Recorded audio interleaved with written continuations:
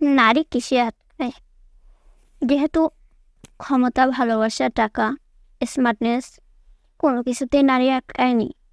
আজকে আমি আপনাদের একটি গোপন তথ্য বলে দেব, যে তথ্যটা যদি আপনারা জানতে পারেন, নারীরা অবশ্যই আটকাইতে পারবেন। এতে কোনো ভুল নাই। কিন্তু দিন শেষে না, বিরিয়ানিতে সবাই আটকায়। আজকে আমি আপনাদের জন্য একটা সিম্পল বিরিয়ানি রেসিপি নিয়ে আসছি। যারা বিরিয়ানি রান্না করতে গেলে বিরিয়ানিতে পানি বেশি হয়ে যায়, মাংস সিদ্ধ হয় না, নানান ধরনের সমস্যা ফেস করেন, তাদের জন্য আজকের এই রেসিপিটি। যারা একদম বিগিনার, বিরিয়ানি রান্না করতে চান, আমার এই প্রসেসিং ফলো করে যদি রান্না করেন, আপনাদের বিরিয়ানি একদম পারফেক্ট হবে, কোনোভাবেই বেশি কম পানি হবে না। চলুন রান্না শুরু করি। এখানে আমি প্রথমে কড়াইতে তেল দিয়ে তেজপাতা আর লবঙ্গ দিয়ে দিলাম, একটু ভেজে নেব। এটা একটু ভাজা ভাজা হয়ে গেলে আমি পেঁয়াজ দিয়ে দেব। আমি এখানে 1.5 কাপ পেঁয়াজ নিয়েছি। আপনারা, যেহেতু আমি এখানে পেঁয়াজ বেরেস্তা ব্যবহার করেছি, সেহেতু এর থেকে বেশি পেঁয়াজের দরকার নেই। যাই হোক, এবার আমি আসি নারী কিসে আটকায় তার গোপন তথ্যটা আপনাদের সাথে বলার জন্য। নারী কিসে আটকায়? নারীকে কেন আটকাইতে হবে? নারীকে আটকানোর জিনিস? আমার সমস্যা কোথায় জানেন? নারী কিসে আটকায়, পুরুষ কিসে আটকায়, এগুলো জানার মিনিমাম কোনো ইন্টারেস্ট আমার নেই। আমার প্রশ্ন হলো, সম্পর্ক ধরে রাখার জন্য শুধু নারীদের কেন আটকাইতে হবে? এখানে যেহেতু ডিভোর্সের কোশ্চেনের কথা সামনে আসার পর এই কোশ্চেনটা আসছে, সে তো অবশ্যই নারীদের আটকায় না, এজন্য ডিভোর্স হয়ে যাচ্ছে। তা সম্পর্ক আটকানো কিসে আটকায়, এইটা নিয়ে যদি আমরা কথা বলতাম, তাহলে এই যে মানুষ মতামত দিচ্ছে নারী কিসে আটকায়, কিছু মতামত আমরা জানতে পারতাম সম্পর্ক কিসে আটকায়। নারী কোনো আটকানোর জিনিস না। এক একজন মানুষ এর এক এক ধরনের মতামত থাকে। সেই মতামতের ভিত্তিতে সে তার জীবনে কোন সিদ্ধান্তটা নেবে, এটা টোটালি তার পার্সোনাল ব্যাপার। এই নিয়ে আসলে আমাদের কথা বলে কোনো লাভ হবেও না, হয়ও নাই। এত ক্ষমতাবান লোকদের ডিভোর্স হয়ে যাচ্ছে, এত টাকা বিল করছে, তার ডিভোর্স হয়ে গেল। জাস্টিন ট্রুডোর মতো একজন ভালো নেতা, স্মার্ট লোক, তার ডিভোর্স হয়ে গেল। নারীরা কিছুতেই আটকাইল না। আচ্ছা, আমরা কি এদের সম্পর্কে কতটুকু জানি? এদের ওয়াইফদের সম্পর্কে কতটুকু জানি? কেন ডিভোর্স হয়েছে সেটা কি আপনারা জানেন? সেটা একটু পরে জানতেছি। এবার আমি এখানে 3 চামচ রসুন বাটা, 2 চামচ আদা বাটা দিয়ে নিলাম। এটাকে আমি ভালোভাবে মিক্সড করে কষাইতে থাকবো। আমরা কিন্তু নারীদের আটকানোর চিন্তা করতেছি। এখানে অপোজিটে যে পুরুষরা আছে, তারা কেন আটকাইলো না? তাদেরকে আটকানোর প্রয়োজন ছিল না, তারাও তো আটকাইতে পারতো। একজন যদি আটকায়, তাহলে যদি সম্পর্ক টিকে যায়, তাহলে সেক্ষেত্রে তো পুরুষ আটকাইলেও সম্পর্ক টিকে যাবে। পুরুষে আটকানোর চিন্তা কেন নারী করে না? নারীরা করতেছে না। অনেকে দেখতেছি মেয়েরাই বলতেছে এই কেয়ার, ভালোবাসা, যত্ন, এই টাইপের জিনিসে নারী আটকায়।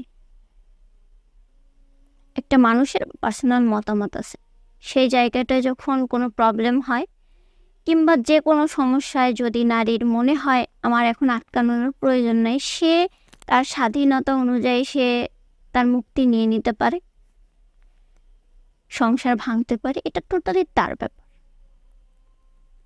সম্পর্ক আটকাইতে হবে আমাদের, নারীদের না। আমার এই একটাই কথা, এই নারীদের আটকানোর প্রসেসিংটায় যদি সম্পর্ক আটকাইতে চান না, তাহলে অবশ্যই আপনি আটকাইতে পারবেন নারীদের। সম্পর্ক আটকালেই নারীরা আটকে যাবে। এবার আমি গুঁড়ো মশলাগুলো দিয়ে দিলাম।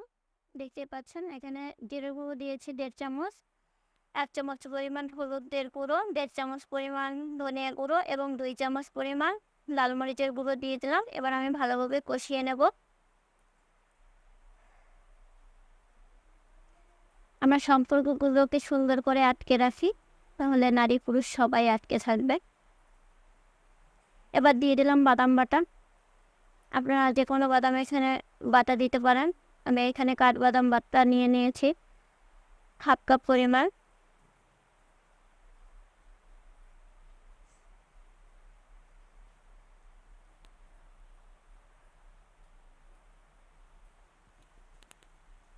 এরপরে দিয়ে দিলাম জয়ফল, জয়ত্রী, এগুলো আমি ব্লেন্ড করে নিয়েছি।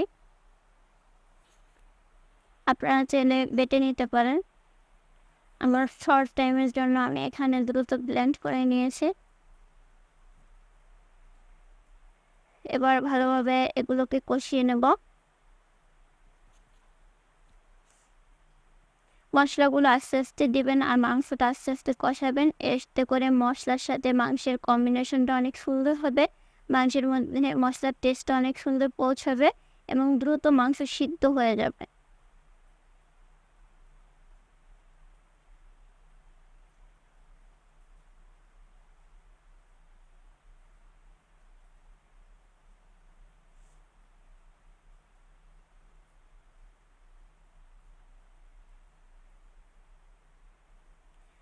আমি এই বিরিয়ানির রাইসটা আলাদাভাবে সিদ্ধ করে নিয়েছি। এটা ফ্রাইড রাইস যেভাবে সিদ্ধ করে, ফ্রাইড রাইসের রাইসটা ওভাবে সিদ্ধ করে নিয়েছি। আমি 3 কৌটো চাল ব্যবহার করেছি।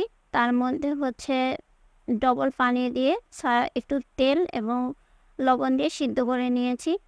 এখন আমি এখানে দিয়ে দিলাম গোলমরিচ গুঁড়ো 1/2 টেবিল চামচ এবং গরম মশলা 1/2 টেবিল চামচ। এবার ভালোভাবে কষিয়ে নেব।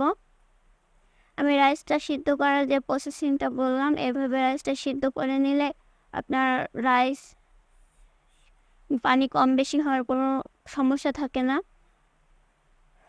এখন আমি এখানে বিরিয়ানির মশলা দিয়ে দিলাম, দিয়ে ভালোভাবে মিক্সড করে নিচ্ছি।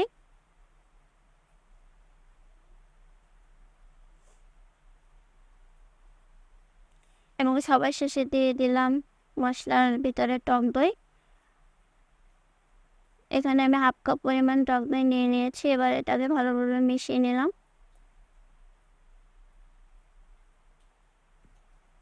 আমি কিন্তু এখনও এই রান্নাটার মধ্যে লবণ দেই নাই। কষানো প্রায় শেষের দিকে এখন আমি রান্নায় লবণ দিয়ে দিলাম।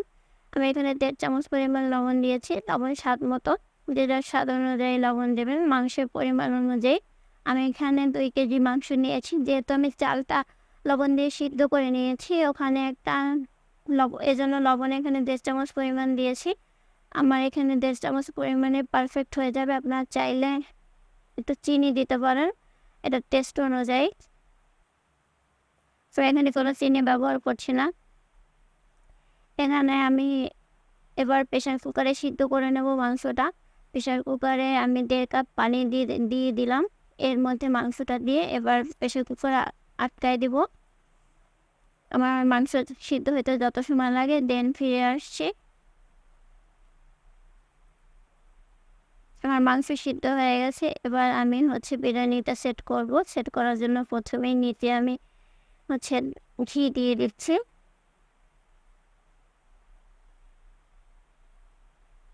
এবার আমি অল্প করে রাইস দিয়ে দেব।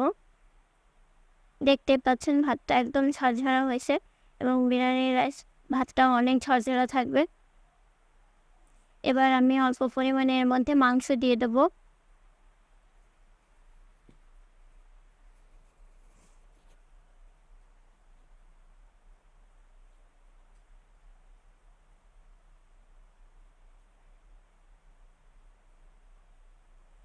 এরপরে হচ্ছে আমি কিছু কিশমিশ এবং হচ্ছে পেঁয়াজ বেরেস্তা দিয়ে দিলাম।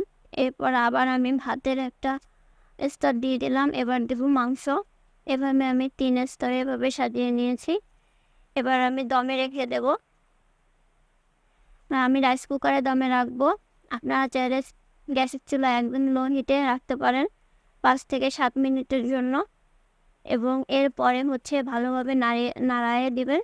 নাড়ায়ে আবার হচ্ছে চুলার হিটে দিতে হবে না, তাহলে পুড়ে যেতে পারে।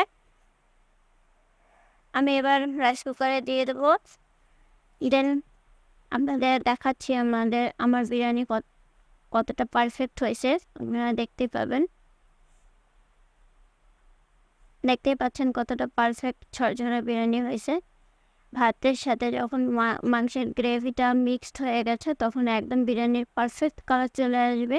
এভাবে বিরিয়ানি রান্না করলে ভাত কম সিদ্ধ হয়ে যাওয়া, বেশি সিদ্ধ হয়ে যাওয়ার কোনো সম্ভাবনা নেই, এবং মাংসটা এভাবে রান্না করে যদি বিরিয়ানিতে দেন বিরিয়ানিতে অনেক টেস্ট আসবে। আমি এখানে আলু ব্যবহার করি নাই আজকের বিরিয়ানিতে। আপনারা চাইলে আলু দিয়েও বিরিয়ানি এখানে আলু অ্যাড করে নিতে পারেন। আমি নেক্সটে অন্য একটা বিরিয়ানি রেসিপিতে সেই প্রসেসিংটা দেখাই দেবো। আজকের মতো এখানে বিদায় নিচ্ছি। যারা ইউটিউবে আমার এই ভিডিওটা দেখছেন অবশ্যই আমার চ্যানেলটা সাবস্ক্রাইব করে দেবেন। যারা ফেসবুকে আমার ভিডিওটা দেখছেন অবশ্যই আমার পেজটা ফলো করে দেবেন। বেশি বেশি লাইক, কমেন্ট এবং শেয়ার দিয়ে আমার পাশে থাকবেন। আপনাদের সাপোর্ট আসলে আমার অনেক ইম্পর্ট্যান্ট। যে কোনো কাজে আপনাদের সবার সাপোর্ট না থাকলে এগিয়ে যাওয়া যায় না। ধন্যবাদ সবাইকে। আজকের মতো এখানে বিদায় নিচ্ছি। আল্লাহ হাফেজ।